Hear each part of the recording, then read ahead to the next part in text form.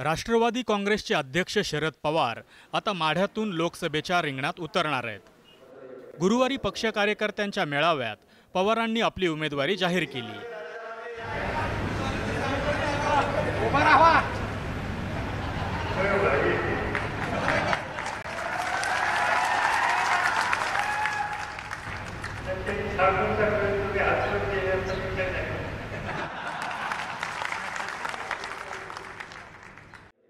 लोकांमधून निवडणूक लढवणार नाही हा स्वतःच केलेला प्रण मोडत पवार निवडणुकीच्या रिंगणात उतरलेत।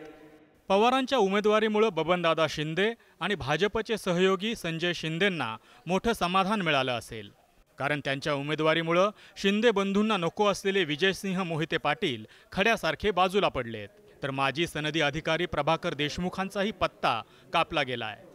दरम्यान राष्ट्रवादीतले गटतट पवारांच्या डिनर डिप्लोमसीनं एक दिलानं काम करतील का, तसंच विद्यमान खासदारांना बाजूला का सारण्यात आलं याची उत्तरही पवारांना द्यावी लागणार आहेत। शरद पवार साहेब या ठिकाणी आलेले आहेत। इथं 2-3 उमेदवार इच्छुक होते। विद्यमान खासदार त्यांची तर त्याच्यावरती अधिकार होताच, नाव होताच, आणि मग असं असताना कोणत्या मुद्द्यावर त्यांना डावललं गेलं असा एक संभ्रम आहे लोकांमध्ये। शरद पवारांच्या येण्यानं एका दगडात 2 पक्षी मारल्याचा हा परिणाम आहे। एकतर राष्ट्रवादी काँग्रेसमधली दुफळी थांबण्याची आता या ठिकाणी शक्यता आहे, आणि भाजपसाठी थोडासा आल्हाददायक असणारं वातावरण आता थोडंसं अडचणीचं ठरू शकणार आहे, आणि भाजपला या मतदारसंघात सक्षम उमेदवाराचा शोध घ्यावाच लागणार आहे। 2009 साली पवारांनी माढ्याचं बारामती करू असं आश्वासन दिलं होतं, त्यावर स्थानिकांचं मत काय आहे ते पाहूयात। गेल्या वेळेस दिलं तर मग आता दिलं नाही की, पण अगोदर मागच्या वेळेस दिलं तर पण आता केलं नाही की, तोपर्यंत केलं नाही।